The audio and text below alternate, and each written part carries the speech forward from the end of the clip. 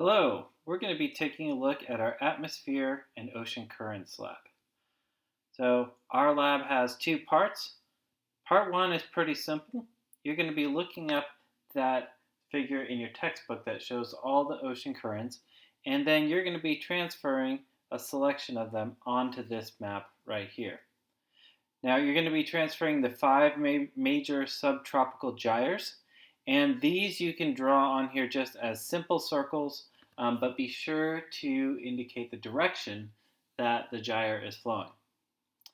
You also have a handful of different currents that you're also going to transfer onto this diagram, and for this you want to put the direction, and on both the gyres and the currents be sure to label them with the appropriate name. You have a couple follow-up questions, and then you get to part two. And here we're going to be looking at the El Nino Southern Oscillation, that flip between El Nino and La Nina conditions that occur in the oceans. So you're presented with some data on the sea temperature anomalies, and these are, you can think of as deviations from the average temperature. You are going to be plotting this information on this set of axes that is at the very end of your lab. Now, notice that you have years 1980 through 2015, which match up with the data that you presented. And you also have two different sets of y-axes. On this side, you have the ENSO data, and on this side, you have the number of hurricanes, and we'll get to that later. So when you are plotting your temperature data, you want to make sure you are looking at this left-hand y-axis for you to plot that data.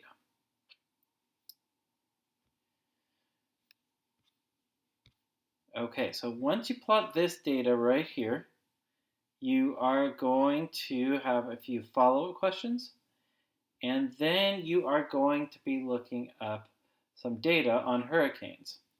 And so to do that, we're going to visit this NOAA website. And before we go, I want to point out that we are going to be using that website to fill out this box right here. Briefly, this is just, you have the years listed in this column, and your job is going to be to fill in the number of storms. So here's the website. Feel free to browse around a little bit, but what we're interested in is this link right here, Past Track Seasonal Maps. And when you click there, we are going to be looking at the Atlantic Basin. And when you choose this drop-down menu, you're going to see a series of years, and each of these are going to link you to a map that shows the path of all the hurricanes that occurred during that year. So let's choose 2018. We click go, and there we have it. These are the paths of all those hurricanes. Now, you could go through and count each and every one of these, but it's a little bit easier to look up here in the top left corner, and you have the number of hurricanes listed right there. This is the number that you need to complete your table.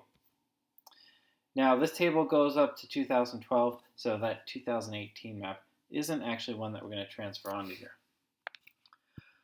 Now, once you complete that table, you are going to go back to your graph, and you are going to plot that data on the same set of axes. Except now, you are going to be looking at the y-axis on the right. And this is number of named tropical storms and hurricanes. So again, you have your years, and then it's going to be the number of hurricanes.